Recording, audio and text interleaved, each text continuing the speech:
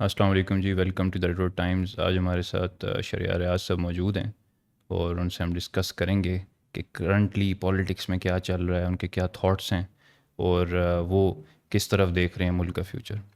السلام علیکم جی، وعلیکم السلام. کیسے ہیں سر؟ آپ ٹھیک ہیں؟ جی الحمد للہ, تھینک یو خیریت ویری سے ہیں؟ Much, thank you very much for inviting جی. آل پلیجر از آر جی۔ اچھا، جو لوگ آپ کو نہیں جانتے ان کے لیے تھوڑا سا اپنا ایک بریف انٹروڈکشن اگر کرا دیں کہ کون ہیں۔ دیکھیے جی, میرا نام شہریار ریاض اور میرے والد صاحب راولپنڈی سے ناظم بھی رہے ہیں UC2 سے, اور ان کو بہت شوق تھا عوام کی خدمت کرنے کا, اور بابو ریاض ان کا نام ہے, اور وہ پولیٹکس میں اباؤٹ 2000 میں انہوں نے اس کو فیلڈ کے اندر پولیٹکس شروع کی. اس سے پہلے وہ الیکشنز میں سپورٹ کرتے تھے, اور جو بھی راولپنڈی کی نمائندگی ہے ان صاحبان کو وہ لوگ سپورٹ کرتے تھے, اور کافی ایکٹیو تھے اس وقت بھی. لیکن 2000 کے بعد انہوں نے خود پولیٹکس میں حصہ لینا شروع کیا, اور مجھے بھی انہوں نے پہلا الیکشن 2002 میں لڑوایا. تو 2002 میں الیکشن میں نے لڑا, وچ آئی لاسٹ. MP کا الیکشن تھا, اور اس کے بعد میں نے پھر میرا جو سفر ہے وہ جاری تھا, اور مشرف کے خلاف ہم نے کافی بھاگ دوڑ کی, کافی ہم نے ایفرٹ کی, کافی ہم نے پولیٹیکل ایکٹیویٹیز کی, اور پھر ایونچولی 2008 میں مجھے پارٹی کی طرف سے, اس وقت میں مسلم لیگ میں تھا, تو مجھے پارٹی کی طرف سے ٹکٹ دیا گیا, اور الحمدللہ اس وقت بھی الیکشن ہم نے ون کیا. اور میرے ساتھ اس وقت جاوید ہاشمی صاحب تھے MN. جاوید ہاشمی صاحب راولپنڈی میں صرف 7 یا 8 دن ٹوٹل آئے تھے. اس کے علاوہ الیکشن ان کا سارا ہم نے اور ورکرز نے لڑا تھا, اور ان الیکشنز میں بھی ہمارے جو مخالف صاحب تھے ان کی ضمانت ضبط ہوئی تھی. اور اس کے بعد میں نے 2000 قریب 16 میں خان صاحب سے ملاقات کی, اور میں ہمیشہ سے ان کو انوی کرتا تھا ایز اے لیڈر. ان کی پرسنالٹی مجھے بہت اچھی لگتی تھی, اور پھر 2016 میں آئی جوائنڈ ہم فائنلی. اور اس کے بعد 2018 میں مجھے ٹکٹ ملا PTI کی طرف سے MPA کا, لیکن پارٹی کے اندر کچھ ایشوز تھے اور کچھ لوگوں کو اکوموڈیٹ کرنا تھا.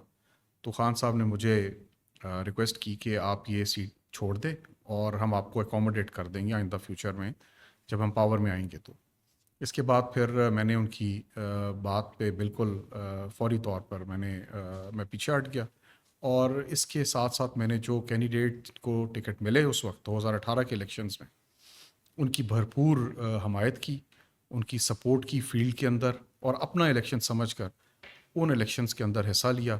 اور الحمدللہ وہ دونوں سیٹیں, اوپر MNA کی بھی اور نیچے MPA کی بھی, وہ ہم نے ون کی. اس کے بعد پھر مجھے ضلع کا صدر بنایا گیا. قریب 1.5 سے 2 سال میں ضلع کا صدر رہا, اور اس میں میں نے کوشش کی کہ میں ریفارمز لے کے آؤں, آئین کے مطابق پارٹی کو چلانے کی کوشش کی. لیکن پارٹی کے اندر کچھ چیزیں ایسی چل رہی تھیں جس کے اوپر میں نے کچھ ریزولوشن پاس کیے. ریزولوشن کے اندر مینلی کچھ ایسی چیزیں تھیں جو میں شاید ابھی نہ بتانا چاہوں گا آپ کو, کیونکہ پارٹی کے اوپر اچھا ٹائم نہیں ہے. لیکن وہ ریزولوشن میں نے پاس کیا in the betterment of the constitution, اور جو میری سیٹ تھی اس کے حوالے سے. ان کو اس وقت کے وہ لوگ جو اب پارٹی چھوڑ کر جا چکے انہوں نے پسند نہیں کیا, اور 2 اشخاص تھے انہوں نے اس کو پسند نہیں کیا اور میری شکایت وغیرہ لگائی. تو اس کے اوپر پھر میں نے ایک خط لکھا خان صاحب کو, پرائیویٹ خط لکھا, جس کے اندر میں نے جو پرابلمس اور جو ایشوز تھے اس وقت, تو وہ میں نے ان کو ہائی لائٹ کیے. اور ان ایشوز کے اوپر پھر خان صاحب نے کچھ چیزیں, کچھ عملاً اس کے اوپر احکامات بھی دیے, لیکن ظاہر ہے کہ نیچے کچھ ایسے لوگ تھے تو انہوں نے اس کو پھر فالو نہیں کروایا. اس کے بعد پھر ان 2 صاحبان نے جو کیا پارٹی چھوڑ کے جا چکے, انہوں نے مجھے, میں دبئی گیا کچھ دنوں کے لیے, تو مجھے پارٹی سے ہٹا دیا انہوں نے اس عہدے سے. اور پھر میں کافی حد تک مجھے انہوں نے سائیڈ لائن کیے رکھا. اس کے بعد پھر جب 2023 میں کے اینڈ میں پھر خان صاحب نے مجھے یہ موقع دیا اور انہوں نے ٹکٹ دیا. اور اس طرح سے پھر میں نے الیکشن لڑا الحمدللہ، اور فارم 45 کے مطابق ایک بہت ہیوی لیڈ کے ساتھ ون کیا الیکشن۔ اوکے ماشاء اللہ۔ اچھا جتنا سر میں نے سنا ہے ابھی، آئی ایم فور کاسٹنگ کہ، یا میں اس کو اگر ہسٹری میں لے کے جاؤں تو آپ کا ایک بڑا اسٹرانگ پولیٹیکل بیک گراؤنڈ مجھے نظر آ رہا ہے، اور ساتھ ہی مجھے نظر آ رہا ہے کہ گراؤنڈ پالیٹکس بھی آپ جانتے ہیں، کیونکہ جیسے آپ نے الیکشنز دوسرے لوگوں کے لیے بھی ون کرنے میں ان کو بھی ہیلپ آؤٹ کیا، so you know the ground politics as well. So in other words کہ یہ جو ایکسپیرینس ہے آپ کا، اس ایکسپیرینس کی بیس پہ مجھے اس چیز کا جواب دیں کہ اکثر یہ ایک ایبریویشن یا ایک کامن کانسیپٹ جو ہے وہ یوز کیا جاتا ہے کہ جی پاکستان کو نا پارلیمانی نظام، پارلیمنٹری سسٹم سوٹ نہیں کرتا، we should go for presidential system, جس میں آپ کی بلیک میلنگ کم ہوتی ہے اور بہت ساری اور ریزنس ہوتی ہیں۔ سو آپ کیا کہتے ہیں کہ پاکستان میں کیا پارلیمانی نظام ہی ایک سوٹ کرے گا، اسی کو آگے لے کے چلنا چاہیے، یا وی شوڈ سوئچ ٹورڈز یا think even of presidential system? دیکھیے یہ بڑا کمپلیکیٹڈ سوال ہے، اٹس ناٹ دیٹ ایزی۔ ہم چونکہ ایک برٹش کالونی تھے اور ابھی بھی ہیں کسی حد تک، لیکن بہرحال وہ جو اثرات ہیں وہ ہم نے اپنے پارلیمانی نظام کے اندر بھی لیے، لیکن انفارچونیٹلی ہم نے نہ تو پارلیمانی نظام کو صحیح طرح سے فالو کیا، اور جو آئین ملا ہمیں 1971 میں، اس آئین کو بھی ہم اچھے طریقے سے آگے لے کر نہیں چل سکے۔ اس لیے یہ جو ضرورت آن پیش ہوئی ہے، پارلیمانی نظام بھی بہت سی گورنمنٹس میں بڑی سکسیسفلی چل رہا ہے، لیکن ہم نہ تو پارلیمانی نظام کو فالو کر رہے ہیں in true letter and spirit, اور نہ ہم لوگ کسی اور نظام کے ساتھ چل رہے ہیں۔ ہمارا ایک یونیک ایک سسٹم چل نکلا ہے کہ آئین کچھ کہہ رہا ہے، پارلیمانی نظام کچھ اور ہوتا ہے، اور ہم ایک ہائبرڈ یا ایک نئی قسم کی تخلیق کے ساتھ ہم حکومت کر رہے ہیں۔ تو ایسے کام نہیں چلے گا۔ میرا اپنا خیال ہے جی کہ جب تک ہمیں ایک اسٹرانگ بلدیات کا نظام نہیں ملتا، تب تک ہماری ترقی جو ہے وہ ہمیشہ اس میں رکاوٹ رہے گی۔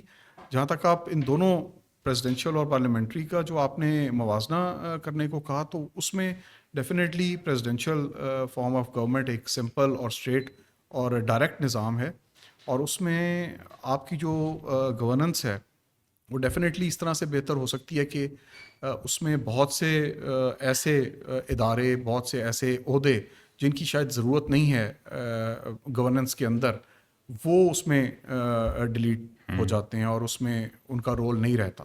اس کی وجہ سے ایک ڈائریکٹ سسٹم ہے، آپ الیکٹ کرتے ہیں اور وہ اپنی ٹیم پوری کی پوری لے کے آ جاتا ہے پریزیڈنشیل سسٹم میں، اور وہ پھر ٹیم پورے کنٹری کو رن کرتی ہے۔ ایسے نہیں ہوتا کہ آپ کچھ کر رہے ہیں اور جو نیچے آپ کے جو آرگنز ہیں آپ کے، وہ کچھ اور کر رہے ہیں، تو ایسے نہیں ہوتا۔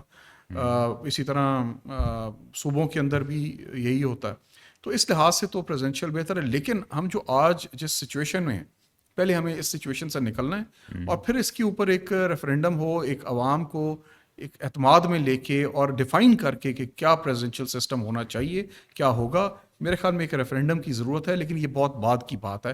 فوری طور پر صوبوں کے اندر ابھی اس کے اوپر اختلاف ہے، اور اس لیے اس چیز کو فوری طور پر نہیں چھیڑنا چاہیے۔ میرے خیال میں انتظار کرنا چاہیے، بہتر حالات ہوں جب سب صوبے ایک پیج پر ہوں، گورنمنٹ نارمل رن ہو رہی ہو، اس آئین کے مطابق چیزیں چل رہی ہوں، تو اس وقت ریفرینڈم کرا کر اور یہ چیز بھی عوام تک لے کے جانی چاہیے۔